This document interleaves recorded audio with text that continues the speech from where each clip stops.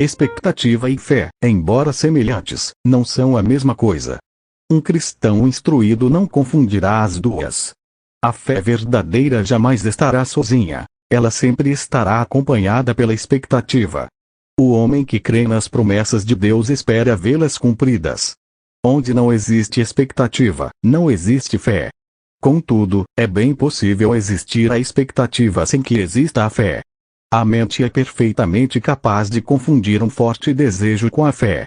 Na verdade, a fé, da forma em que é comumente entendida, não passa de um desejo combinado com um agradável otimismo. Alguns escritores conquistam bons lucros promovendo essa pretensa fé que se supõe criar um pensamento positivo, em oposição à atitude mental negativa. Os seus ensinamentos são muito bem recebidos pelo coração daqueles afligidos por uma compulsão psicológica para crer, e que lidam com os fatos pelo simples expediente de não levá-los em conta. A fé verdadeira não é formada do mesmo material de que são feitos os sonhos. Antes ela é consistente, prática e totalmente realista. A fé vê o invisível, mas ela não vê aquilo que não existe. A fé ocupa-se com Deus, a grande realidade, que deu e dá existência a todas as coisas.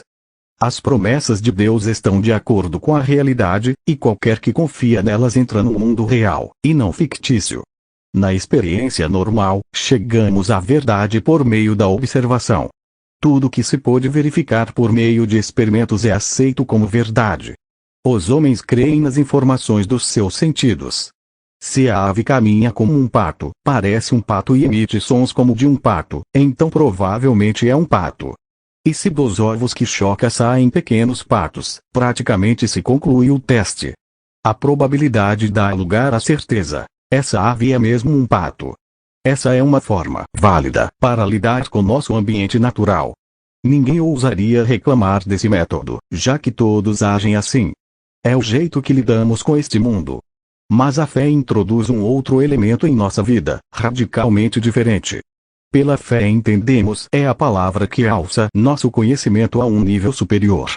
A fé se ocupa com fatos que foram revelados do céu e que, por sua natureza, não reagem a testes científicos. O cristão conhece como verdade alguma coisa não porque a verificou por meio de alguma experiência, mas porque Deus a declarou. As suas expectativas nascem da sua confiança no caráter de Deus. A expectativa sempre esteve presente na igreja nos tempos em que ela mais manifestou o poder. Quando ela creu, ela esperou, e o seu Senhor jamais a desapontou.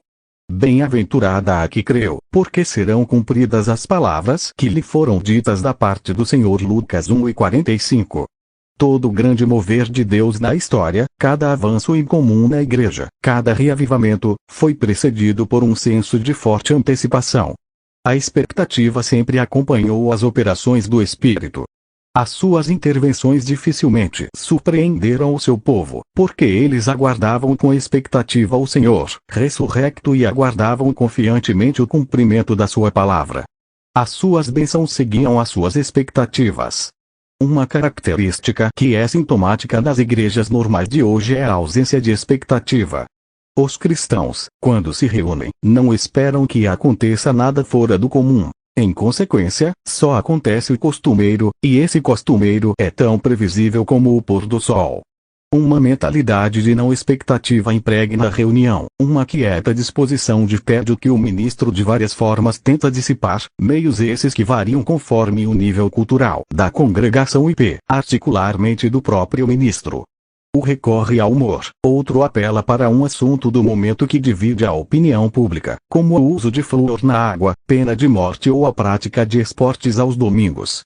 Outro, que talvez duvide de suas habilidades como humorista e que não esteja tão seguro quanto a que lado da controvérsia deve defender, tentará gerar expectativa no povo tratando de alguma programação futura. O churrasco dos homens, na próxima terça-feira. Ou o piquenique ou jogo entre casados e solteiros, cujo resultado o alegre ministro modestamente se recusa a prever.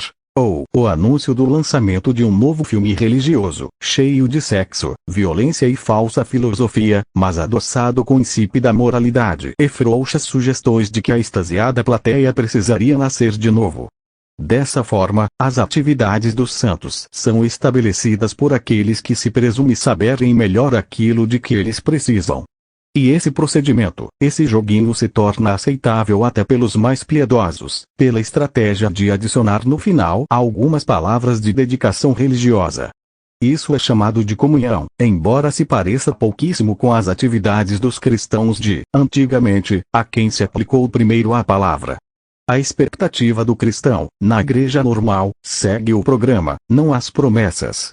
As condições espirituais do momento, embora pobres, são aceitas como inevitáveis. O que vai acontecer é o que sempre aconteceu. Os cansados escravos da estúpida rotina julgam impossível esperar alguma coisa melhor. Precisamos hoje de um novo espírito de antecipação que venha das promessas de Deus. Temos de declarar guerra à disposição de não expectativa e temos de adotar uma fé infantil. Somente então poderemos outra vez experimentar a beleza e a maravilha da presença de Deus entre nós.